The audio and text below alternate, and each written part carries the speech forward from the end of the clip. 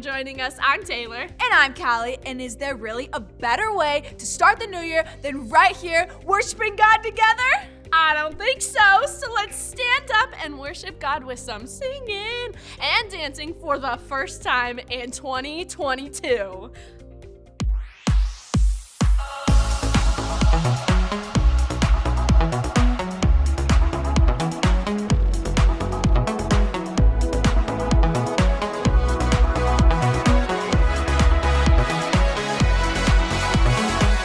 Waking up knowing there's a reason. All my dreams come alive. Life is for living. With you, I've made my decision. You lift me up, fill my eyes with wonder. Forever young in your love, this freedom's untainted. With you, no moment is wasted. Sun now bursting through the clouds, black and white, turn to color all around. All is new in the Savior I have found. This is living now.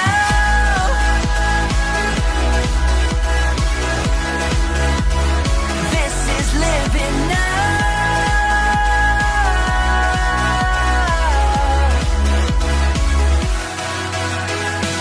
You lead the way, got you right beside me.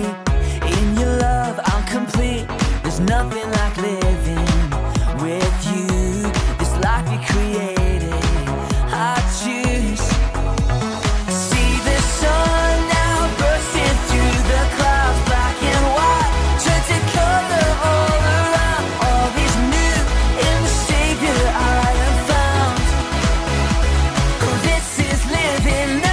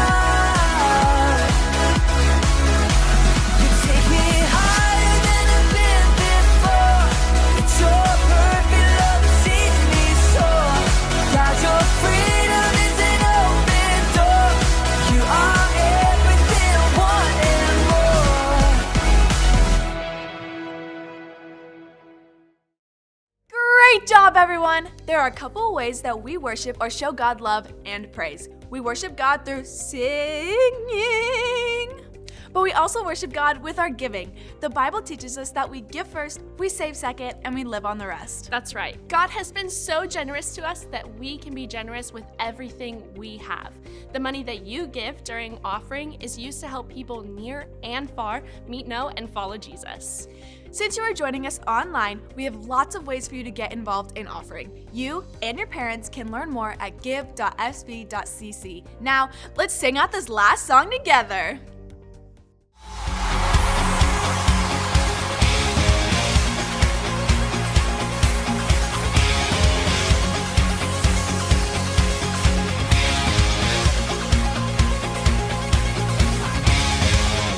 Let it begin, our freedom celebration. We'll dance and sing. There's a Holy Ghost party that never stops. Arise, in your praise my soul delights. Shine, my dance anthem is your love. Sing it again, our God reigns. We lift our praise unto your name again.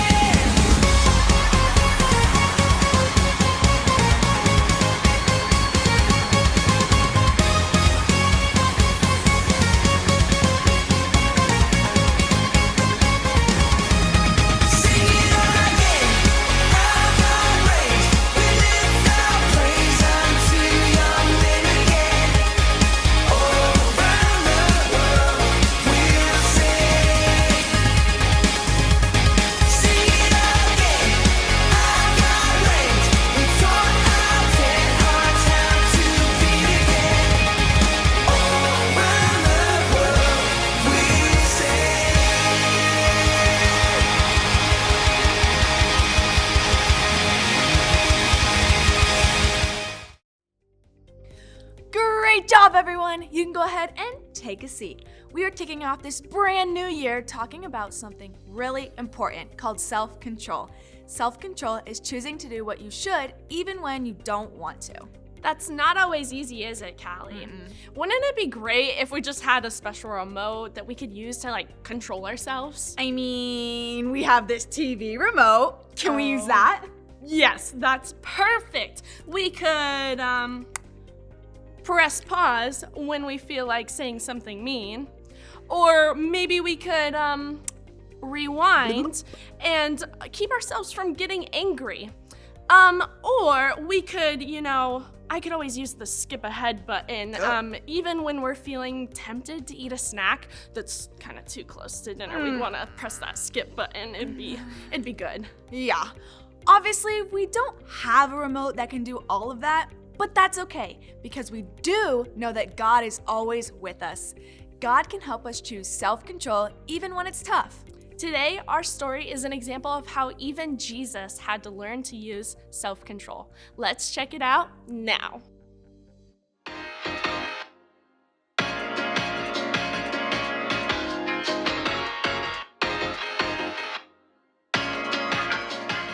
Oh, we're live. Hey everybody, I'm Jacob, and I'm very excited about what's in this box. I found it online, and I had to get it. It's kind of a throwback to another era. And as much as I just want to rip into this box without thinking and just throw it everywhere, it's probably best if I exercise a little bit of self-control. Self-control is choosing to do what you should, even when you don't want to. So, I'm choosing to do a nice and slow, controlled unboxing. Step 1. Very carefully cut the tape from the box. Step 2. Open the box.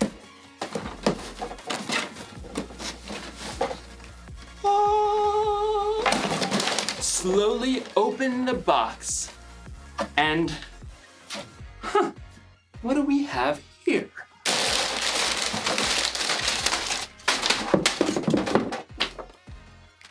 Instruction manual. Very important. Not. 1. Remote control and the treasure of treasures. A VCR, video cassette recorder. Let me just, here. Now I can watch movies like our ancestors did. All I need is a video cassette. American Tail 2. Bible Goes West. Sounds pretty amazing. Boop. All right, so now I just pop that. Nom nom nom nom. Oh, you know what? Where's the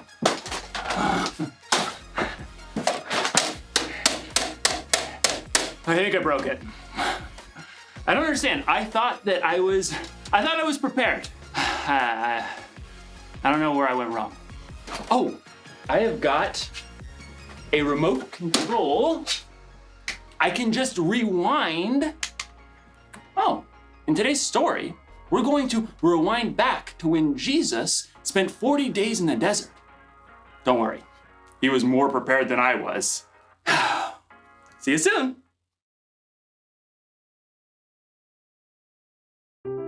The Bible. It's 66 books of history, stories, letters, and poetry that fit together to form God's one big story. The epic adventure of how He created us and loves us so much that He made a way to rescue us.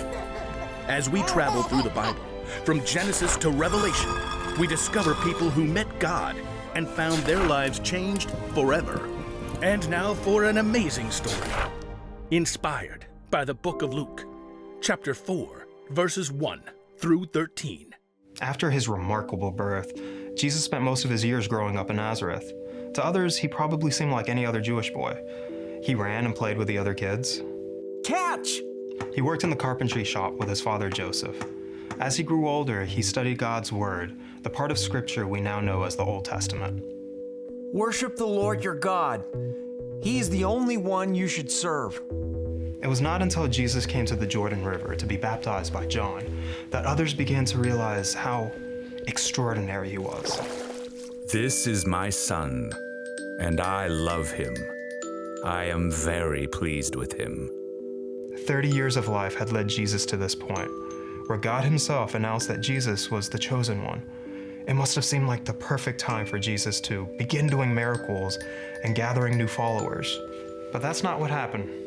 Instead, God's Spirit led Jesus into the desert for 40 long days. God, I trust you. I trust your plan. During this time, Jesus ate nothing at all.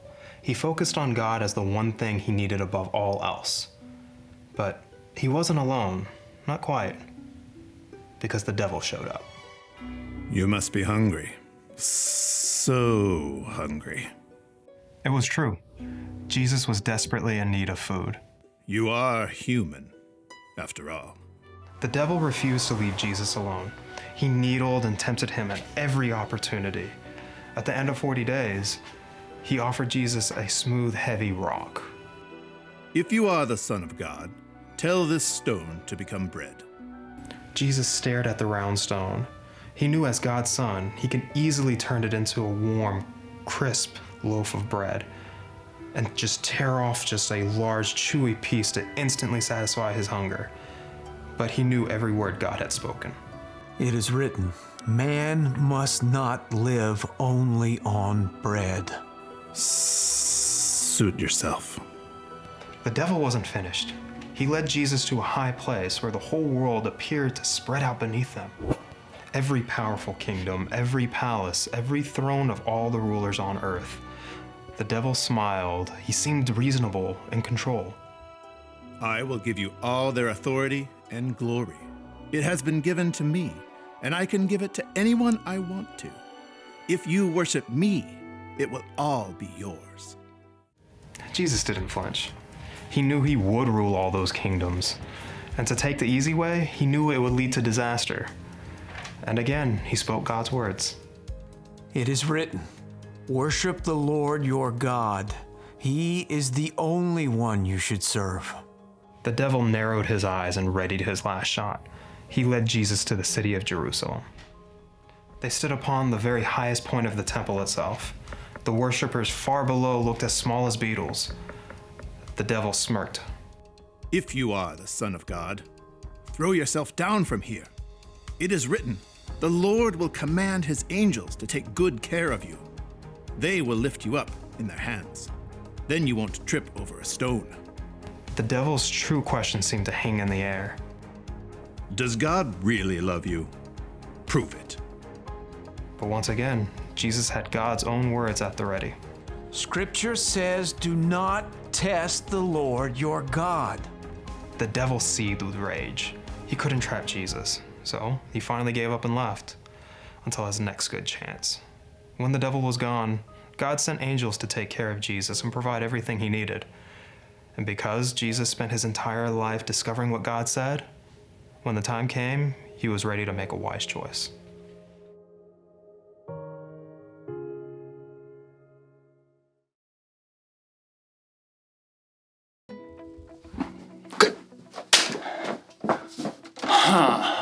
Let's find out where I went wrong, shall we?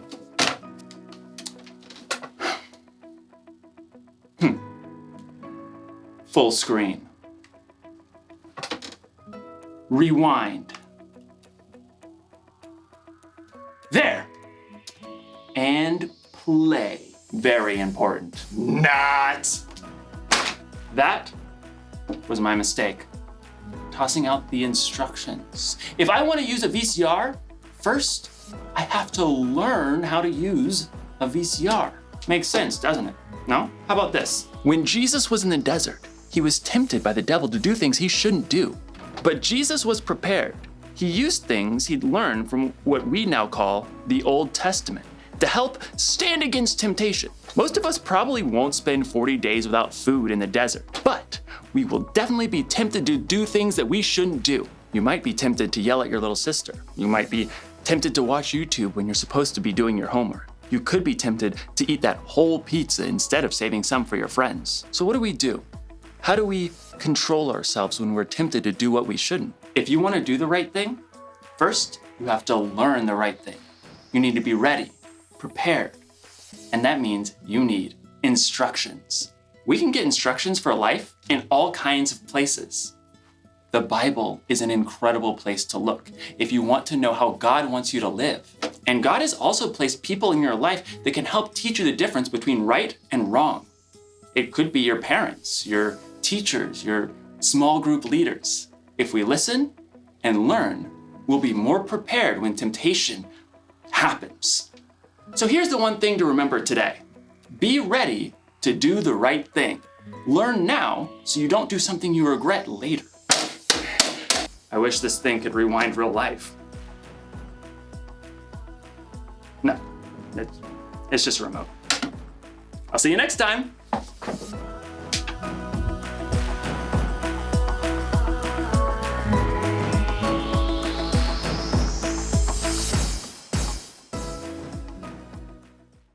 What a story! Jesus really knew how to have self-control in a tough situation. I mean, he knew exactly how to shut down the devil's tricks.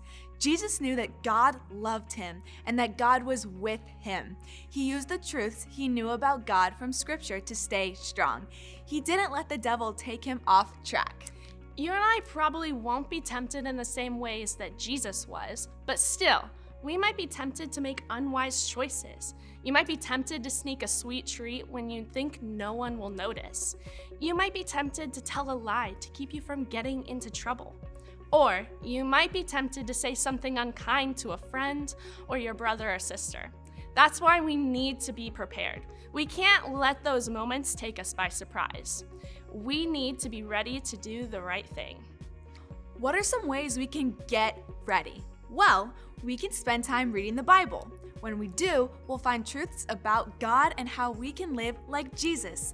We can spend time praying and talking to God about how we feel, about the good things and the tough things in our lives. We can ask God to help us and give us the strength we need to make the wise choice. And we can talk to the people God has put in our lives, like our parents, leaders, and teachers. We can ask them to help us choose self-control. God is always there to help us stay in control. As we read in our memory verse, 2 Peter 1:3, it says, God's power has given us everything we need to lead a godly life. Before we head out, let's take some time to pray. God, thank you so much for showing us how Jesus was tempted, that even Jesus was tempted. It's such a great example of how we too can have self-control in those hard times. God, I pray that we will always look to you. We love you so much and we trust you, and it's in your son's name we pray. Amen. Thank you guys so much for joining us today. Don't forget to follow us on Instagram at SVKids and subscribe to our YouTube channel, Sun Valley Kids. We'll see you next time. Bye.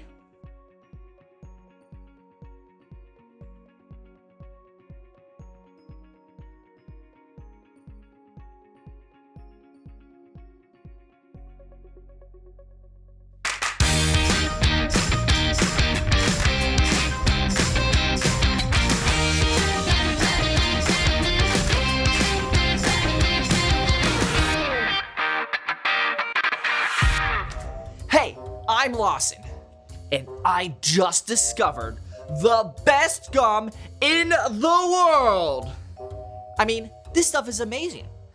It's got just the right sugar crunch on the outside, and the flavor lasts forever. I could chew this stuff all day. Here, you want to see a bubble? But you didn't show up to listen to me extol the glories of gum. No, you want a story, and I'm gonna give it to you. This one's about a girl Lila my sister knows. Lila and her mom have been sledding all day down Mount Everest while yodeling. Yodeling. It's so much fun, they just can't stop. And when they finally come inside, they're so cold, they both turn blue. So Lila says, ooh, I want to make hot chocolate. And Mom says, go for it. So Lila goes all out and adds cocoa and milk and cream and sugar and dark chocolate and sugar and chocolate chips and sugar and sugar. And when it's all mixed up, Mom and Lila give it a try. And it's so awesome, it blows their hair back. And Mom warns, better not drink too much of this, because the caffeine in the chocolate and all the sugar could keep them up. When they're done, Mom has to go finish something for work. Lila's going to put the hot chocolate away when she notices her fingertips are still blue. And she's like, I better drink a little more hot chocolate. And as she finishes that mug, she happens to see herself in the mirror. And she notices her eyebrows are still blue. So she says, oops, better have some more. And then there's hardly any left in the pot. So Lila figures, that's not enough to save. And then she drinks the rest. And then she goes to bed. But an hour later, she's still awake thanks to all the sugar and caffeine. And by midnight, her eyes feel like they're glued wide open. And around 3 a.m., she's bouncing off the walls. And in the morning at breakfast, she finally falls asleep in her toasty oats. And Mom is like, what happened? And Lila croaks, too much of a good thing. Mom figures Lila has suffered enough and helps her wake up with a quick sled run, but only one. So kids, never yodel at home, but always do remember that self-control is choosing to do what you should, even when you don't want to. Yeah, maybe this isn't my favorite gum after all. Much better. See you guys next time. Bye.